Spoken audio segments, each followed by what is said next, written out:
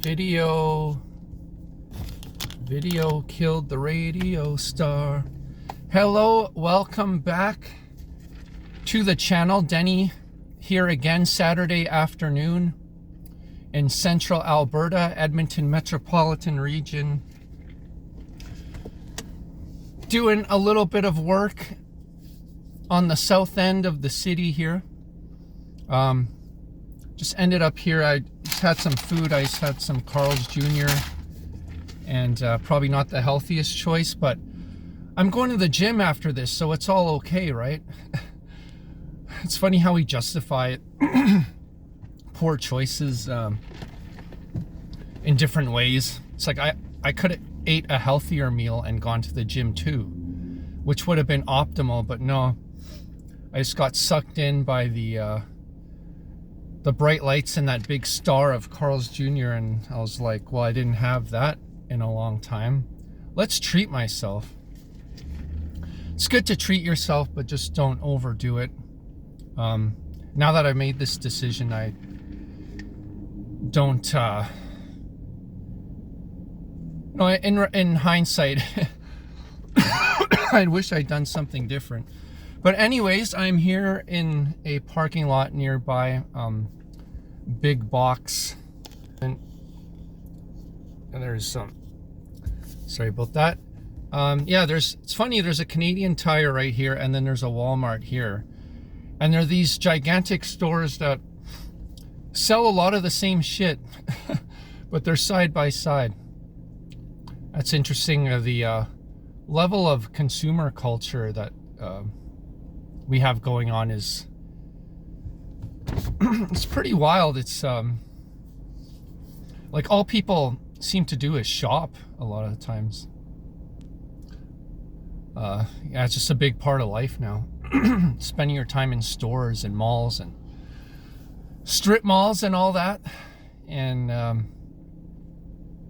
that's just how it is, and I'm trying to do a little bit less of that. Get out in nature a little bit more, and I find I'm most happiest is when I'm actually being productive, getting like work done for people. As you know, I'm a locksmith. If you follow the channel, I work for myself. I have been self-employed for a couple years, although I've been in the trade about 20 years, and I do some side hustles and this YouTube thing, as some of you may know. Thank you for the new subscribers. I'm glad a lot of you enjoyed the last video about the ever-growing challenge of meeting people. If you're still into finding a partner or a relationship, or just would like to start dating again, got a few new subscribers for that, so appreciate you.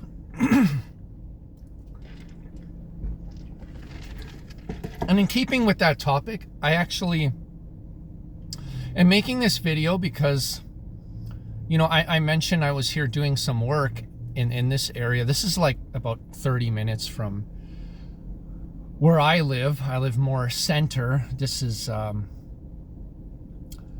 like a suburban, you know, kind of a fancier development here. But I was doing a job for a gentleman who lost his mailbox key. Rather, his partner lost their mailbox key. I guess this is a girl that he is dating or living with, and she is a mother, and I don't know if she has one or two kids, at least one. And I don't know this gentleman that well. He's basically a tenant of one of my property management clients who's a friend. This guy, I know his family has a bunch of properties all over the place, and that's why I'm here. They own a couple houses they rent and a couple of apartment units in this area. So I come down here every once in a while when they need a lock changed or need an emergency door repair or keys cut, anything like that. So this mailbox key, this gentleman I had met before, a few months back for the same thing, because mailbox keys were lost. So I'm basically doing the same thing again. And I mean, it is what it is. It's a job. It's money in my pocket, so I don't mind doing repeat work. But it sort of hit me like how, I was talking last video about the difficulty of finding women and getting into some sort of relationship, long-term or short-term. And then there's the baggage that comes with it. I mean, if you somehow finally do meet somebody and get into a relationship, you're on a new road and on a new journey that may entail some hardships or just things that are maybe not the most pleasant, and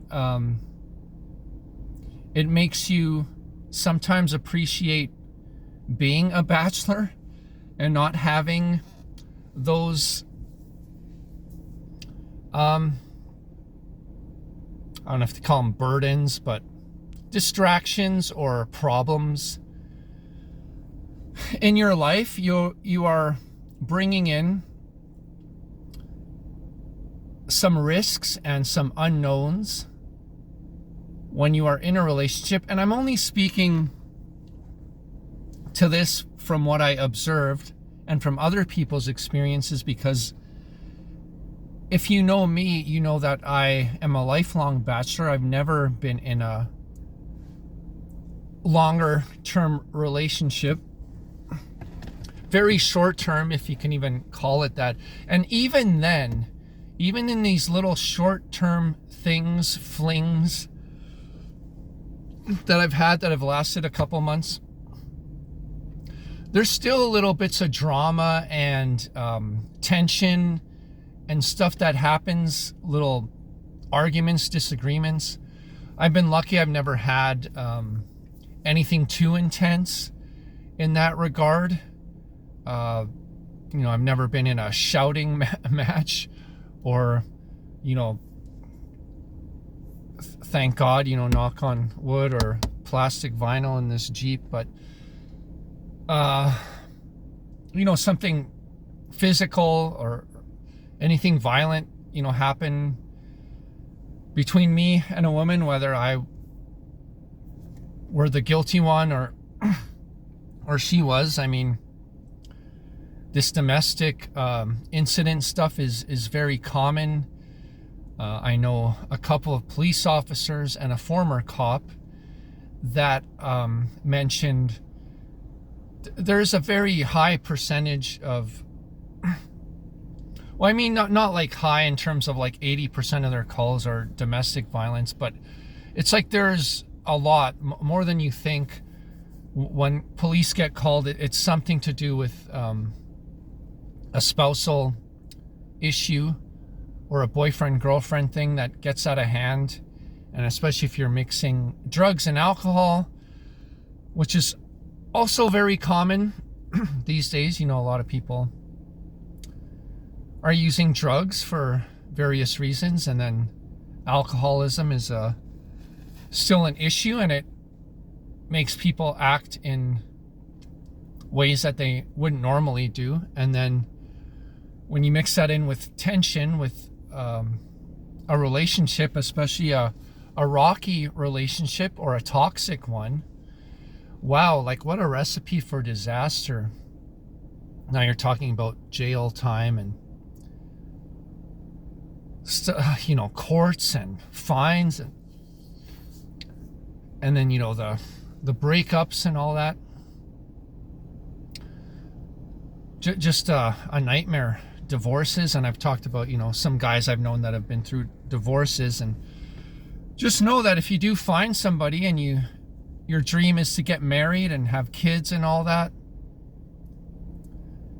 think about the possibility of divorce is at least 50%. So are you mentally and physically and spiritually, emotionally prepared for that? Especially if you're going to be the one that's that gets broken up with, or you're the one that gets rejected and no longer wanted in the relationship. How are you going to handle that? It's something you got to think about before you really give it a solid effort in trying to meet somebody. I don't think I'll ever get married. And that's not because, I don't believe in the institution of marriage as it existed 50 years ago.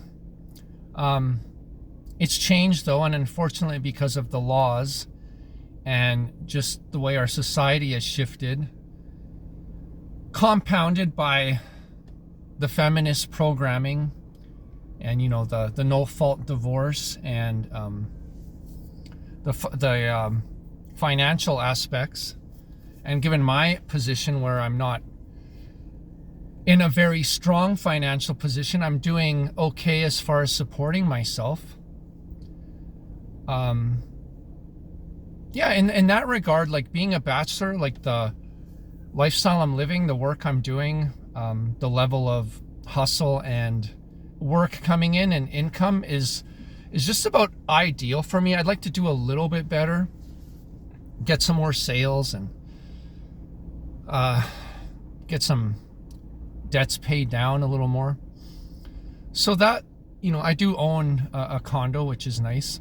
And that bringing somebody into that can also complicate things, of course.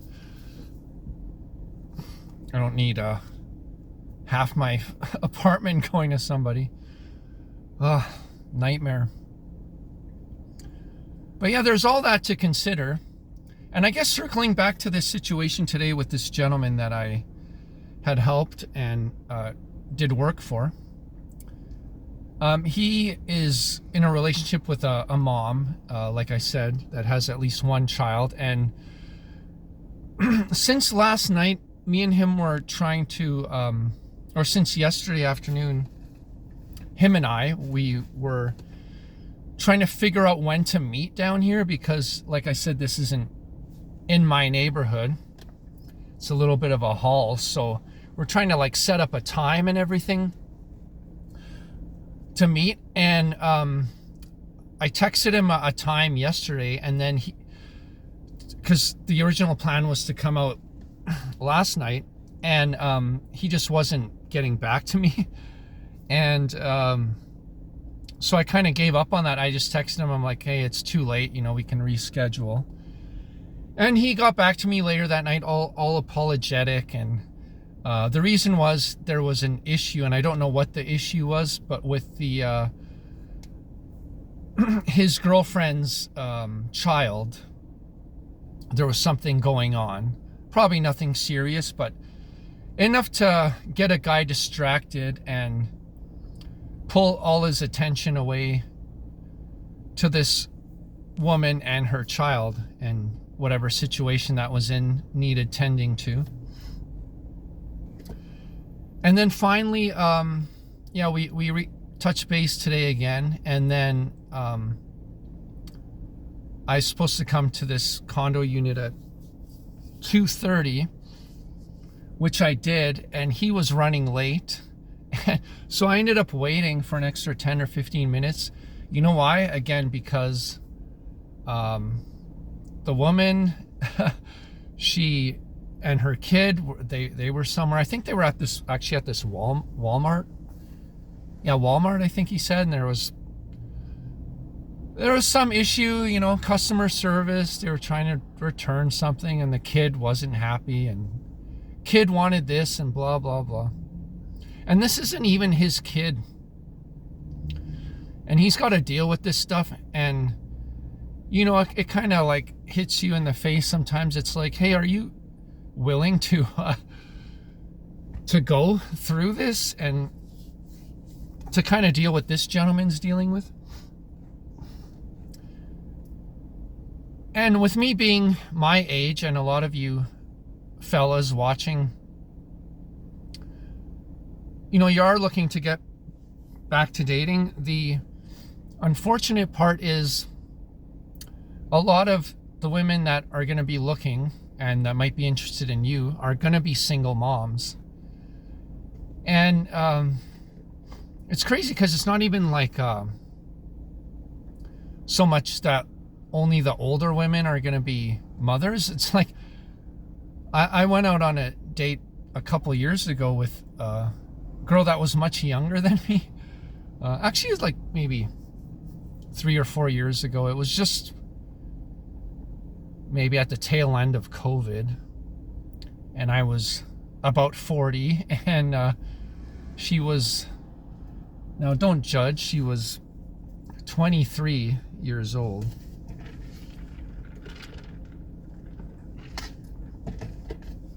I know it's a bit taboo, but I do look a little bit younger than my age, and a lot of women aren't that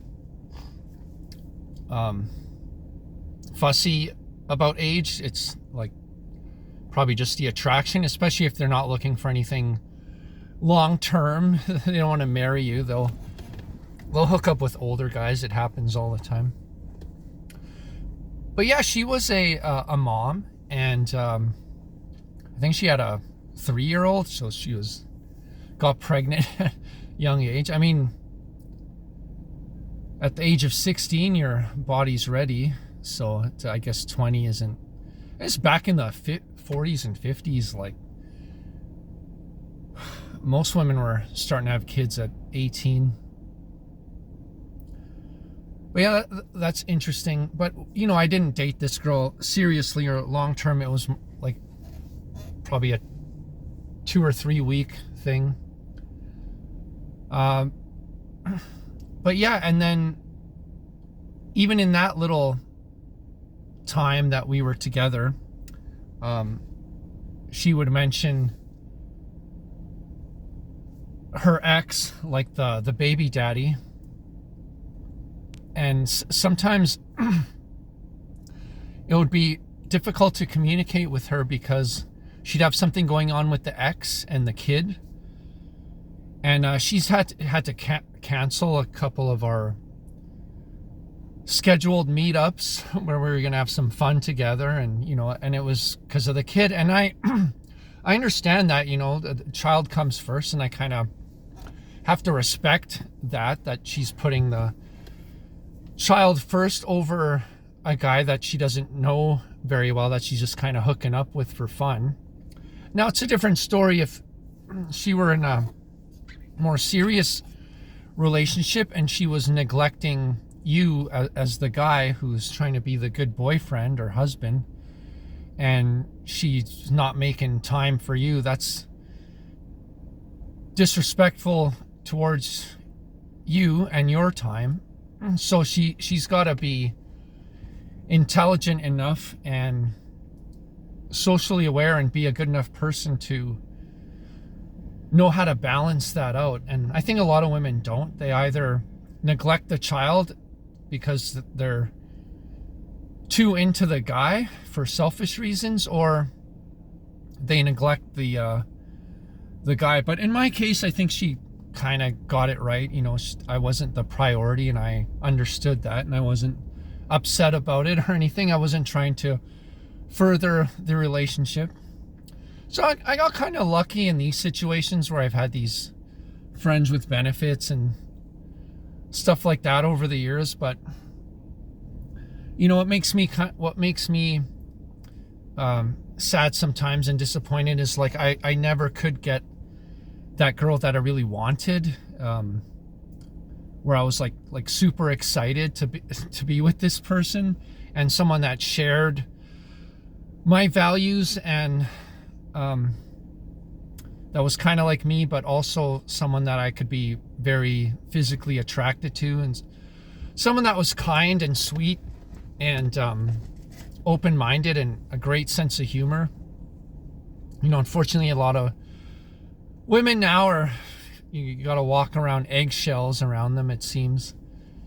And that's unfortunate, but I've met some cool chicks in the past. So, and there were some crazy ones, and I was lucky to develop an intuition of who to stay away from, just little behaviors and stuff that I would see early on that were red flags. It's the way she treats other people, and just kind of that neurotic. My dad had a term for girls like this. He called them a spinny. Stay away from the spinny chicks that are like, their mind races like it's a bunch of horses at the Kentucky Derby. It's just like going and going, and you don't know what this chick's gonna do from 1 minute to the next.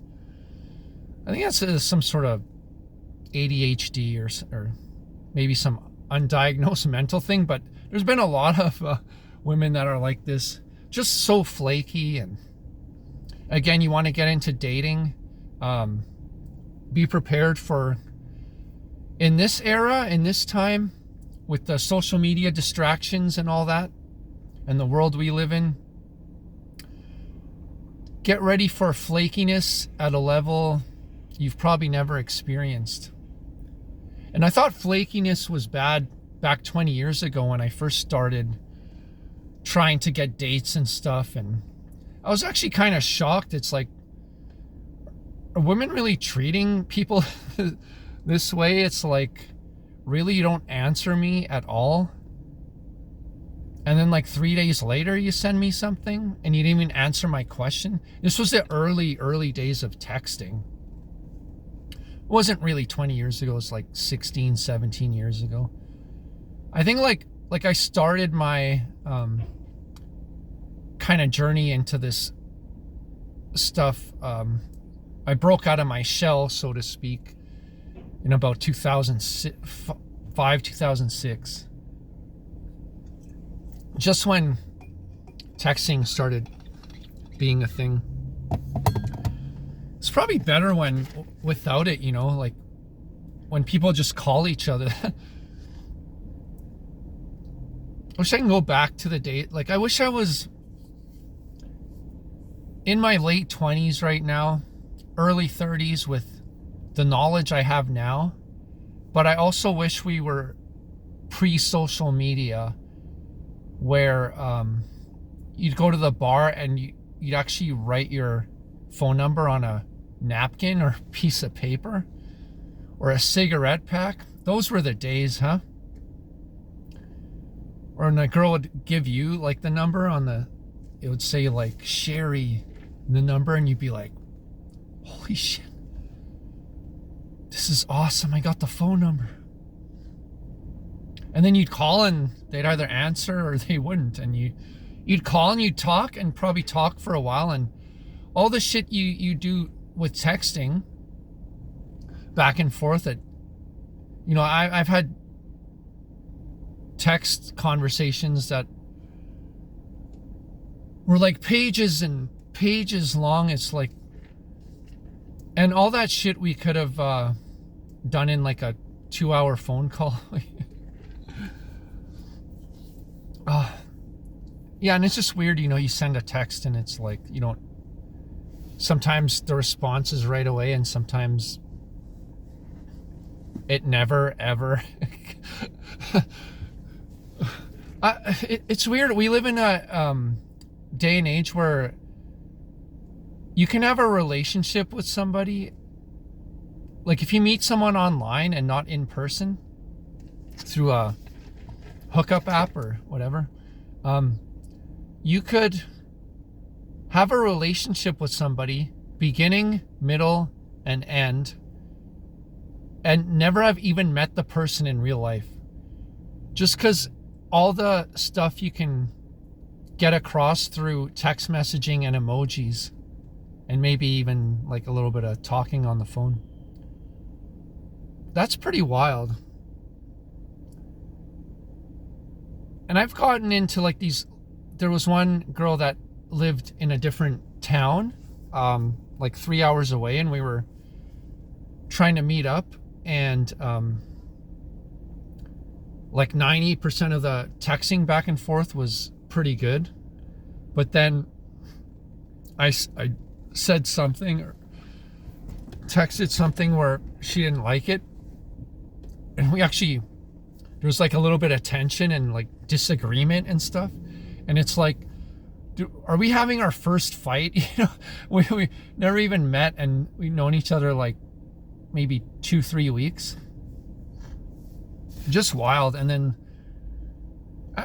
because of having these experiences, that's one of the things that kind of keeps me away from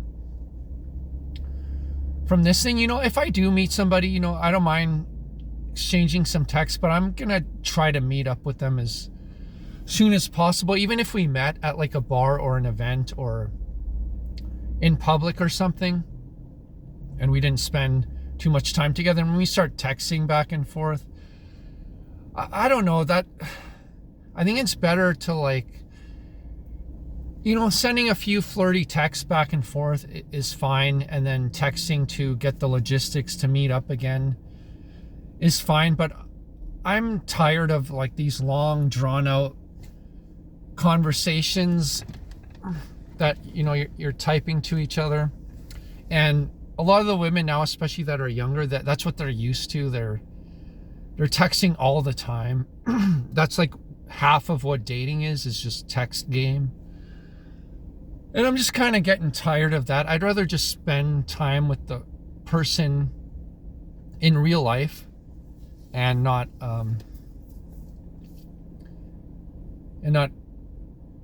have that distraction of always like being on the phone, you know.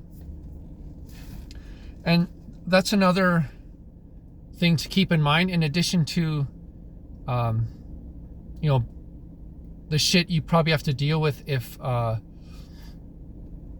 you date a woman if you're dating a single mom. Some of the problems that might bring into your life, something you really have to strongly consider. And there's other things too, like before you get into a relationship, just remember that this person can potentially hurt you in other ways. In addition to heartbreak and rejection, which could hurt more than, you know, you get rejected when you cold approach or something, and that's actually easier to handle because they don't really know you. So how could they reject you? But when you're in a relationship or somebody's gotten to know you and then they still reject you, it's hurts a lot more. So before you dive in to the dating pool head first, just make sure you may drowned in the past tense. That's not right. You may drown, you may get burned, play with fire. Anytime you get into a new relationship, you kind of playing with fire because you don't know the person yet. Their vindictive nature can come out later on. Usually the version of the person you first meet is lovely and pleasant, and that, you know, goes both ways. Both you and her see each other as something wonderful and something potentially, yeah, I don't really look at the downside initially. It's kind of like, you know, if you ever bought a new vehicle and it's all shiny and it smells nice and you're so excited, you've always wanted this car or SUV, whatever it may be. And then, you know, after like 5 years, shit starts breaking on it. You get kind of tired of driving it. You know, there's newer cars that are out there that you might like better, and that's what it's like in a relationship. You don't, like, when you first buy the car, you're not like, Oh yeah, this looks really nice. It's nice and shiny. Feels comfortable. I like the features. It's got all the bells and whistles, but how am I going to feel about this in 5 or 10 years? It's going to get dirty. It's going to cost me a lot of money to fix it. And yeah, it could break down on me and cause me a lot of stress. Maybe we should look at new relationships in the same way as a car that might break down. Car just pulled up beside me here. Very strongly tinted black windows. It's always a red flag, isn't it? Speaking of red flags, watch out for red flags. Yeah, just back to a story about this, the fella today with the mailbox keys that I worked for, that I mentioned, with the single mom. Think about a year. I'll just give you one other quick example. I'll maybe end this video soon. I think you get the point of what I'm saying. I've been kind of all over the place. this is what this channel is. It's just me talking, just thoughts that come in. I'm trying to push out, and sometimes I can't articulate them well. So appreciate you even maybe reading between the lines or trying to figure it out. But yeah, there was another gentleman that I knew that was like a friend of a friend, and he also was dating a single mom, and that brought a lot of problems into his life. Now this girl was had kind of he had a rough life as well, from what I know. So to see him in a relationship with another woman that's had a rough life and is still going through some shit, I guess she has a bit of a criminal past. If that's not a red flag before you start dating somebody. But actually, I think this happened during their relationship. What happened was she had battles with alcoholism, and ended up getting a DWI. Well, I think here in Canada, it's DUI is what we use. I think in the States, DWI, driving while intoxicated. And that goes for like drugs too.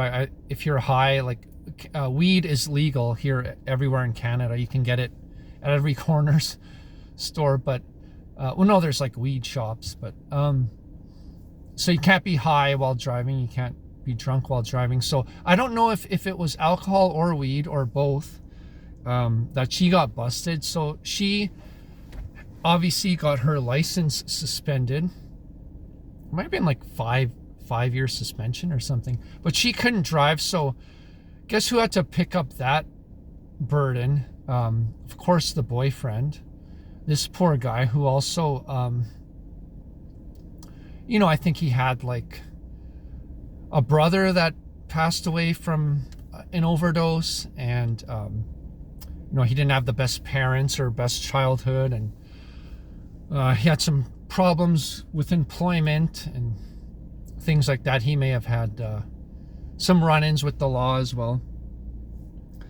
But not a bad guy. I mean, like, we're not close friends, but we do run into each other once in a while through our friend group. And it just got me thinking, well, this poor guy, he's probably had enough shit in his life, and now because he's in this relationship, he has to drive the woman around or take care of her in certain ways that go above and beyond. And what's he really getting out of it, right?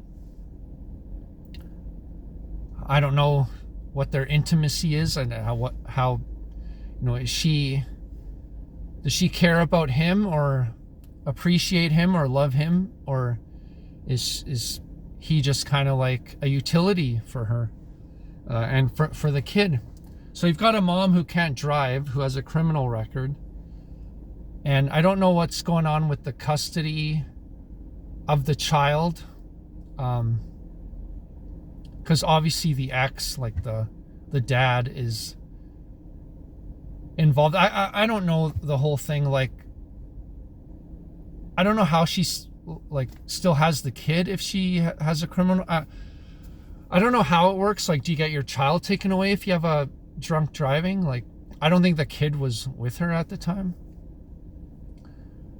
Yeah, I just don't know enough about the situation. All I know is that, he has this girlfriend that's a little bit problematic. And that's really the point of this video is guys that get into these situations, and it's not all sunshine and rainbows. And, you have to deal with the women and their issues, and they become a part of your life, and the kids become a part of your life. Now, is that going to be worth it for you? Do you need a woman that bad? And these things make me happy a lot of times that I'm a bachelor, that I avoided all of this stuff in my life. I have enough problems with, I'm not good at conflicts. Like, I don't have a lot of conflict in my life. I don't have a huge friend group or social circle, so I stay away from drama. And if I see somebody's problematic, I usually just stay away from them. I've learned that lesson. When I was younger, I had a couple friends that were problematic and dragging me down and causing me some stress, and I just had to cut the rope or pull the chute, or cut the rope, or whatever, the anchor, cut the anchor loose so I can sail away and to more peaceful waters. So that's something I've learned that I want to share with, and something to be aware of, have that awareness before trying to date people. And especially in today's social media age, where you're going to meet a woman, but she's going to have a lot of other options and temptations and distractions that you're going to have to deal with. You're not only competing with people in the immediate environment, but you're competing with all the guys she sees on Instagram. This sort of ideal man of who she aspires to be with, and it's like almost impossible to measure up to that. And that's going to be a source of stress and confusion for you if you do meet a woman. I recall even I have a younger sister, and I used to hang out with some of her and her friends, and she had like these girlfriends and stuff, and I would be around conversations that women would have amongst each other, and they seemed comfortable talking like this with me in the room, because I didn't have a horse in the race. I was single, and I was like their friend's brother. Like, there wasn't any mutual dating stuff going on. So it was like the one chick, she was married, and she actually had a attractive husband, but her and this other girl that were friends with my sister, and this was like before really Instagram or anything took off, they would talk about guys, like certain people that may have been celebrities or whatever, and they're like, oh, this guy's so hot, and like, oh my god, I would like do him in a second if he was here, and all this stuff. Meanwhile, like, this woman's married, she has a husband at home. So you got to be aware of, like, women will, they can be kind of ruthless. You got to know what you're getting into. You are going to be compared to other men, and it's not like, guys are kind of guilty of the same thing in a little bit of a different way. It's like, you know, we have our guy talk, our locker room talk, our having drinks at the pub, and it's like, you know, we're talking about tits and asses and all that stuff, and blowjobs and everything. You know, we're just as disgusting as women are. We're all just pieces of shit at the end of the day. But we, you know, it is what it is. It's our nature. We're a lot of confusion going on, mixed signals and messages, and brainwashing, psyops, propaganda. And we're just struggling. All we want to do is find some happiness in this life, and it's getting more and more tricky. So you just gotta have these conversations, and I hope you not only watch me, but other people as well that do this type of content to learn from. And I've learned stuff, and you know, you can develop a sixth sense and intuition, and you can kind of know going in if it's going to be a healthy interaction or a healthy relationship or a worthwhile pursuit. I think, you know, when I do meet somebody, or if it ever happens, and you know, it's going to feel right in a physical kind of emotional level, but you can't be tricked by that, because that'll get you sucked into problems. If you follow your dick or just your heart, your dick and your heart will both cause you pain. You gotta use your brain as well, and look for the red flags. Single moms, just be careful. Women that are very attractive, that seem to enjoy attention, be careful. Women that are in certain industries, like, you know, if she has an OnlyFans, or if she's, just kind of one of these professional girls that use their looks as their main source of income and validation, just be careful of that. Good relationship with the father, very important. A lot of girls that have poor, toxic relationships with the dad, they're typically not going to be very good towards men, so be aware of that situation. Not saying all. So that's something you gotta consider. And just know, if you're a bachelor and you know, you don't have it bad, it's actually pretty good. I just been talking about like half an hour about all the things that can go wrong for you. So just be grateful and happy where you're at, and if you're not, you know, try to change it. Like that Trooper song, Raise a Little Hell. If you don't like what you got, why don't you change it? If your world's all screwed up, rearrange it. But you can approach everything from a perspective where you're already educated on this stuff, and you already know what to look for, and maybe you learn from other people's mistakes as well as your own. And then you're kind of going in,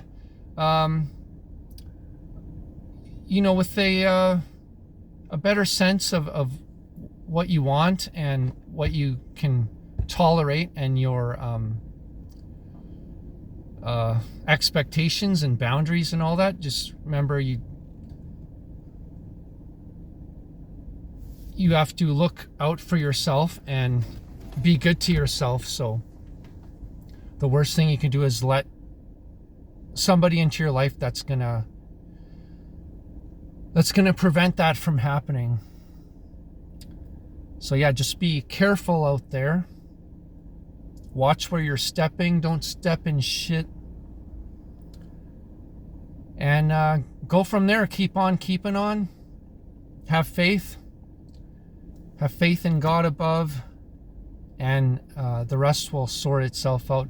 Thank you once again. Please subscribe to this channel if you haven't yet, if you enjoy this type of video, and leave a super thanks. If you want to support me a little bit, I'm still a very small channel trying to grow a little bit, reach some more people. And I have a PayPal donation link as well. Help me out that way. But that's it for now. Thank you for watching. God bless you. Take care. We'll see you on the next one. Peace. Denny. Goodbye.